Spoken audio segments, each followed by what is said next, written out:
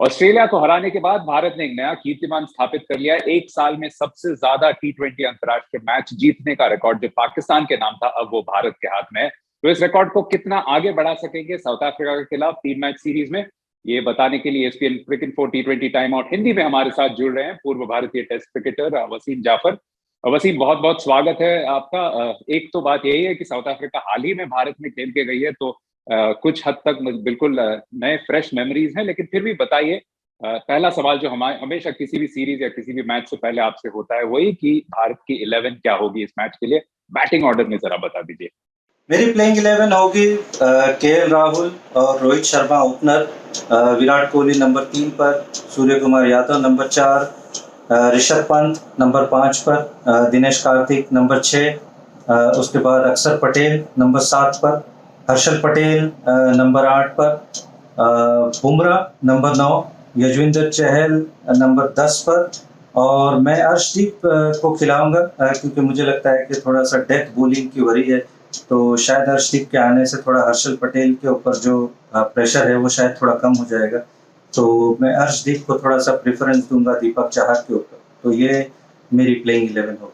जी हाँ, जो सूक्ष्म परिवर्तन आपने बताया उसके बारे में भी बात करेंगे, लेकिन एक बात करते हैं। आपने बताया ऋषभ पंत 11 में आ सकते हैं, तो हमने शो के शुरू में भी कहा ऋषभ पंत कप्तान थे जब साउथ अफ्रीका पिछली बार आई थी। और एक बात वसीम जो बार बार उन्हें फंसा रही थी वो थी ऑफ स्टंप के बाहर के चैनल की लाइन। तो वो अगर गेंदबाज फिर से करने लगे साउथ अफ्रीका के, तो बतौर एक बल्लेबाज आप बताइए कि क्या कर सकते हैं ऋषभ पंत। क्या स्टैंस में बदलाव हो सकता है? क्या थोड़ा सा ऑफ स्टंप पे गार्ड लेने से फायदा होगा उन्हें? मैं भी थोड़ा सा, मुझे लगता है कि शायद मिडिल ऑफ स्टंप का गार्ड लें, थोड़ा सा ओपन होके खड़े हो जाए, क्योंकि वो प्रेफर करते हैं लेग साइड में शॉट्स मारना। लेकिन साउथ अफ्रीका अपना होमवर्क डेफिनेटली कर कर आएगी, क्योंकि पिछली सीरीज में भी बहुत सक्सेसफुल रहे उन्होंने, क्योंकि वो ज्यादा पेस नहीं देते, आउटसाइड ऑफ स्टंप डालते हैं, और वो ऋषभ पंत का स्ट्रॉन्ग पॉइंट नहीं है थ्रू दी ऑफ साइड मारना। तो वो चीज मुझे लगता है कि उनको बेहतर करनी होगी, इरिस्पेक्टिव वो कहाँ पर खड़े होते हैं। टीमें उनको टारगेट करेगी कि उनके आर्क में वो बॉल न डाले, बाहर डाले, तो ये चीज उनको करनी होगी। तो मेरे ख्याल से एक चीज वो कर सकते हैं कि थोड़ा मिडिल ऑफ स्टंप पे खड़े हो जाएं, थोड़ा सा ओपन खड़े हो जाएं, ताकि जो भी गेंद स्टंप में मिले तो ऑब्वियसली वो उनका फेवरेट एरिया है, और अगर बाहर मिलती है तो ऑब्वियसली वो ऑफ साइड का एरिया उनको एक्सेस करना होगा बेहतर। आपने 2-3 परिवर्तन का उल्लेख किया। एक ऑब्वियसली थोड़ा फोर्स्ड है क्योंकि हार्दिक पांड्या यहाँ पे नहीं है, लेकिन क्या ये कहीं सही होगा कहना कि दोनों स्क्वाड और अंतिम एकादश में जगह बनाने के लिए ये बिल्कुल आखिरी ऑडिशन है मिशन मेलबर्न का?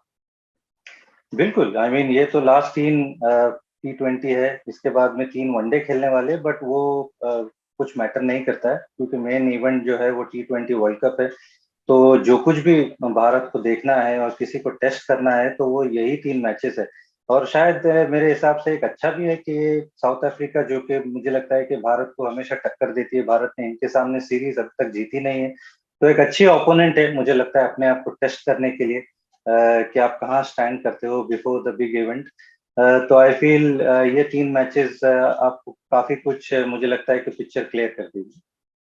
जहाँ आपने बिल्कुल जो आखिरी पॉइंट था उसमें सीमलेसली हमें ला दिया है कि अगर आंकड़ों में देखें तो साउथ अफ्रीका ने हमेशा इस फॉर्मेट में भारत को टक्कर दी है। भारत में खेलते हुए 3 सीरीज हुए हैं और कभी साउथ अफ्रीका नहीं हारा है। और एक और मजेदार बात वसीम भाई की, इस बार जो 2 इससे पहले सीरीज हुई हैं दोनों में भारत ने पहला मैच हारा है। तो 3 मैच के सीरीज में आप चाहते हैं कि आप पहला मैच जीते और विपक्षी टीम पे दबाव बनाए, तो इस चीज से जरूर थोड़ा सा जागरूक रहना पड़ेगा भारत को। बिल्कुल, India can't be a slow starter, और ये हमको कहीं ना कहीं खलता है जब हम मल्टीनेशन और आईसीसी इवेंट में जाते हैं, क्योंकि इवेंचुअली फिर वो मस्ट विन गेम्स हो जाते हैं और फिर वहां पर बहुत प्रेशर आता है। बायलैटरल्स में भी ये चल सकता है, क्योंकि होने को बहुत कुछ नहीं है, but ICC events obviously different cup of T है। तो इंडिया को थोड़ा सा उस चीज पे ध्यान रखना होगा। हालांकि जैसे मैंने कहा कि हार्दिक पांड्या के नहीं होने से वो थोड़ा सा बैलेंस कहीं ना कहीं बिगड़ जाता है, आपका 6 बॉलिंग ऑप्शन, इवन दीपक हुडा जो वो चीज कर सकते हैं। तो भारत को इस सीरीज में वो दिक्कत आने वाली है 6 बॉलिंग ऑप्शन के लिए, क्योंकि एट मोस्ट आपके पास शायद विराट कोहली होंगे, उसके अलावा मुझे तो कोई दिखाई नहीं दे रहा। भारत अफोर्ड नहीं कर सकता है कि भारत 6 गेंदबाज खेले और सिर्फ 5 ही बैट्समैन से खेले और 2 ऑलराउंडर से खेले।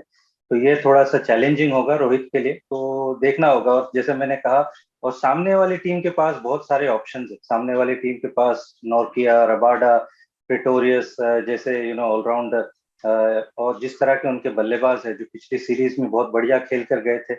डेविड मिलर हो गए, क्विंटन डिकॉक के बारे में हम सब जानते हैं, रीजा हेंड्रिक्स बहुत बढ़िया फॉर्म में है।